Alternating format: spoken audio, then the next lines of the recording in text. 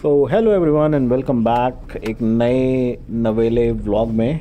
और I hope कि आप बहुत अच्छे होंगे। तो जी बात ऐसी है कि मुझे इस गाड़ी में आ रही है थोड़ी सी प्रॉब्लम। और प्रॉब्लम क्या आ रही है कि भाई मैं गया था कहाँ गया था मैं मथुरा साइड में। तो मुझे ऑब्ज़र्व हुआ कि भाई गाड़ी में दिक्कत आ रही है टायर में इन द सेंस कि जैसे ही कोई हल्का सा बम्प या कोई भी गड्ढा आता था ना, तो गाड़ी के टायर ऑटोमेटिकली 1-2 डिग्री ना लेफ़्ट राइट मुड़ जाते थे अपने आप ही। स्टीयरिंग भी मुड़ रहा था। तो मैंने चेक करवाया तो पता लगा कि इसके जो लोअर आर्म है उसकी जो बुश है वो ख़राब हो गई है, कट गई है। तो अभी हम चल पड़े हैं जी मार्केट में। हमारे यहाँ पर ये एक है लोकल मैकेनिक। अब मैंने कॉल करके पता किया तो इसका जो कॉस्ट है वो बहुत ज़्यादा है। और लोकल मैकेनिक से मैंने बात की तो उसने मुझे टोटल खर्चा बताया दोनों साइड का 2200 रुपये का। तो ये पहुंच गए हम। अभी तो शायद बंद लग रहा है, थोड़ी देर के बाद आते हैं और फिर आगे का दिखाता हूँ। तो वेलकम जी, एक ही ब्लॉग में दूसरी बार आपका स्वागत है। तो अब मैकेनिक के पास आ गया हूँ। मैकेनिक ने ये पूरा खोल खाल कर दिया है और जैसा कि मैंने बताया था कि प्रॉब्लम क्या हुई थी तो उसी पर काम हो रहा है। फिर से एक बार एक्सप्लेन कर देते हैं। जो इसका लोअर आर्म है उसकी जो बुश है वो कट गई है। अब इसमें दो चीज़ें हो सकती हैं। पहला, या आप सर्विस सेंटर कॉल करोगे, सर्विस सेंटर में या तो आपको ये बोल दिया जाएगा कि आपको नई लोअर आर्म डलवानी पड़ेगी पूरी, जो कि सेट के साथ आती है, जिसमें जो बॉल एल्बो होती है वो और 2 बुश लगी होती है। या फिर आप दूसरा काम कर सकते हैं जो मैं कर रहा हूँ। यहाँ पर मैंने ये खुलवा लिया है और इसमें ये दोनों जो बुश है वो चेंज हो जाएंगे। तो ये बुश देखो यहाँ से कटी हुई है इस तरीके से, आप देख पा रहे होंगे ये कट लगा हुआ है, जिसकी वजह से जो गाड़ी है वो चलते चलते किसी भी ब्रेकर पर या फिर किसी भी गड्ढे में जैसे ही जाती है तो वैसे ही वो 1 से 2 डिग्री उसका टायर अपने आप ही लेफ़्ट राइट हो जाता है। अब ये जो है ये होता है, इसे बोलते हैं बॉल आर्म या बॉल करके कुछ बोलते हैं, मुझे क्लियर याद नहीं आ रहा है। और बाकी जो है वो बुश है। अब ये जो मेरा ये गाड़ी का आर्म है वो बिल्कुल ठीक है, कोई दिक्कत वाली बात नहीं है। तो हम मैकेनिक के पास जाके उसको खुलवा के ये काम करवा सकते हैं। टोटल खर्चा लगभग डिपेंड करता है मैकेनिक के ऊपर कि वो आपसे कितने चार्जेस लेता है। तो कहीं ना कहीं 1800 से 2200 के बीच में आपको खर्चा आ जाएगा। ये है हमारा जो आर्म और अब ये बन के आ गया है। बन के आने में इसको लगभग 1 से 1.5 घंटे का टाइम लगा है, क्योंकि ये जाता है हाइड्रोलिक मशीन पर।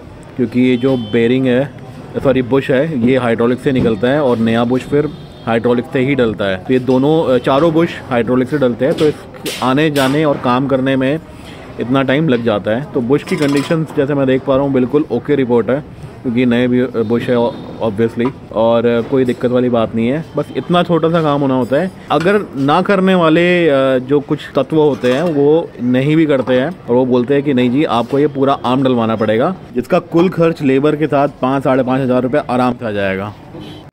क्या नाम है भाई तुम्हारा? नासिर। चलो बढ़िया है। और सारी चीज़ें तो ओके रिपोर्ट है ना?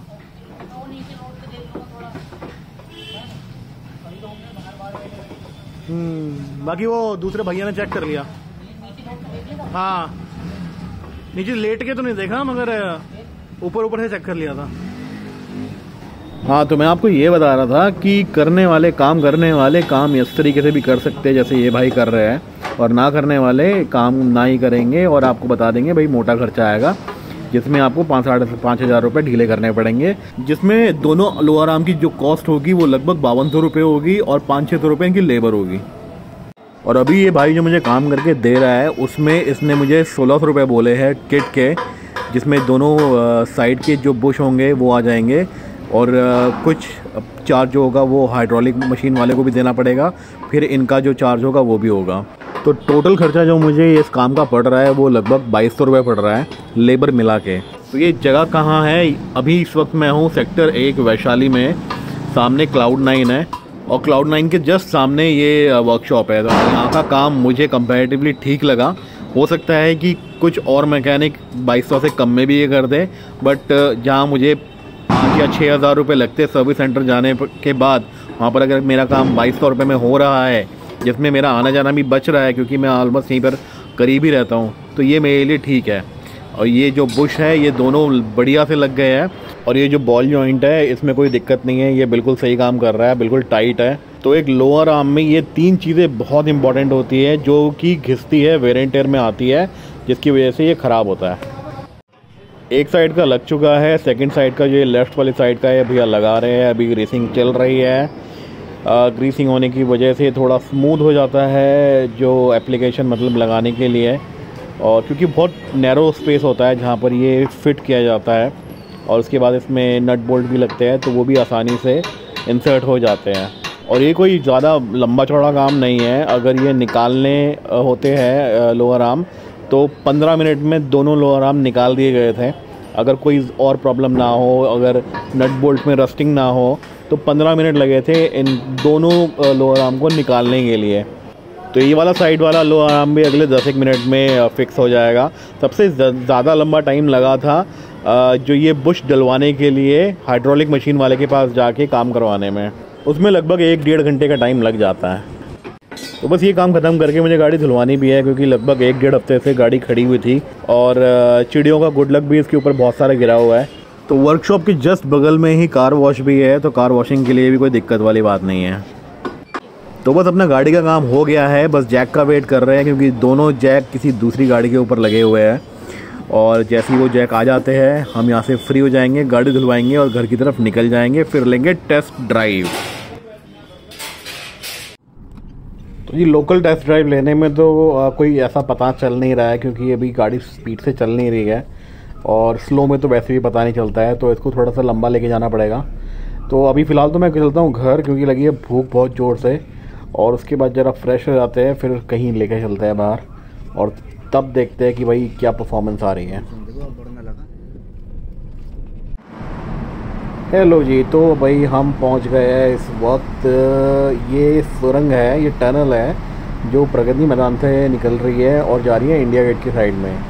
तो इस वक्त मैं जा रहा हूँ बंगला साहिब गुरुद्वारा, और रास्ते में ये टनल थी, तो मैंने सोचा कि यहीं पर एक बार बना लेते हैं अपना वीडियो, और चेक भी कर लेते हैं कि भाई किस हिसाब से चल रही है। और मतलब पूरे रास्ते में ऐसी कोई दिक्कत परेशानी वाली बात नहीं आई मुझे। कई जगह पॉट होल्स थे और बम्पर्स आए थे, सॉरी ब्रेकर्स आए थे, तो वहाँ पर भी मुझे ऐसा कुछ नहीं लगा कि भाई कोई बुश की वजह से दिक्कत आ रही जो मुझे पहले आ रही थी। तो पहले से अब ये बहुत स्मूथ हो गई है, और इसका ऐसा मेजर मुझे आज तक कोई प्रॉब्लम नहीं आई थी। ये मेरे साथ पहली बार प्रॉब्लम आई है, और गाड़ी को लगभग 4 साल हो चुके हैं, और इस जनवरी को मतलब जो 2024 का जनवरी आएगा उसमें इसको 4 साल पूरे हो जाएंगे। तो इन 4 साल में मुझे इस गाड़ी ने ऐसी कोई मेजर प्रॉब्लम नहीं दी है। जो सबसे बड़ी प्रॉब्लम मुझे फेस हुई है वो यही फेस हुई है, जिसमें गाड़ी में जो सस्पेंशन का कुछ प्रॉब्लम हुआ है, वो भी इतना ज़्यादा मोटा नहीं था। तो जी ये वीडियो रखते हैं यहीं तक, जल्दी मिलेंगे हम एक नए ब्लॉग में, तब तक के लिए bye bye and take care.